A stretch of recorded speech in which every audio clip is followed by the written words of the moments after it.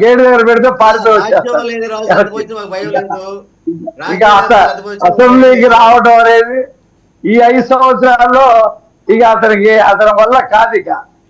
ఇక ఆడ చెల్లె చెప్తుందిగా, అంత పిరిగోడు అయితే ఎందుకు రాజీనామా చేసి పోటీ చేయబడి కావాలంటే నీకేదో 39% అంటున్నావు కదా, మా 11 మందితో రాజీనామా చేసిరా, ఇప్పుడు నీకు ఎంత పర్సెంటేజ్ ఉంటుందో అడుగుదా ఉందామా.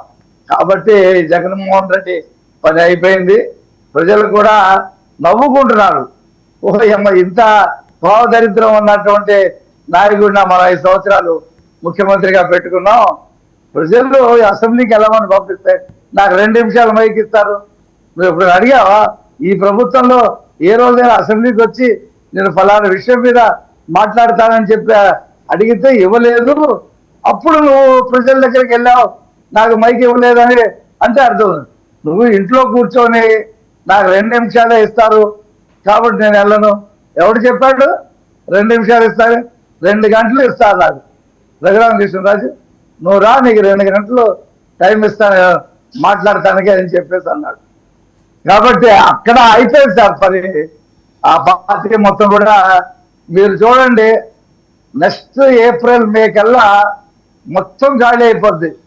కనకారావు ఉంటాడో లేకపోతే మరి తెలియదు. అతను మంచి నాయకుడే కనకారావు, కాబట్టి మరి అతను ఏం చేస్తాడో తెలియదు. ఇప్పుడే గేట్లు తెరిస్తే, ఇందాక మీరు అన్నారు కదా జనసేన అదే, అసలు మా పార్టీ గేట్లు తెరిస్తే అవుట్ ఒకరోజు 1 నైట్ లో అయిపోయేటువంటి పరిస్థితి ఉంది. కాబట్టి ఇక జగన్మోహన్ రెడ్డి అది గతం. జగన్మోహన్ రెడ్డి అనేటువంటి వ్యక్తి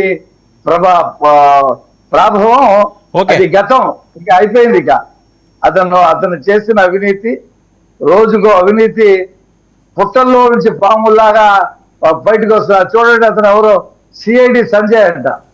2 కంపెనీలు ఒకడే. ఏది ఎస్సీ ఎస్టీలకి ఏదో ఒక యాక్ట్ మీద ట్రైనింగ్ ఇస్తా అని చెప్పేసి కోర్టు తప్పేశారు.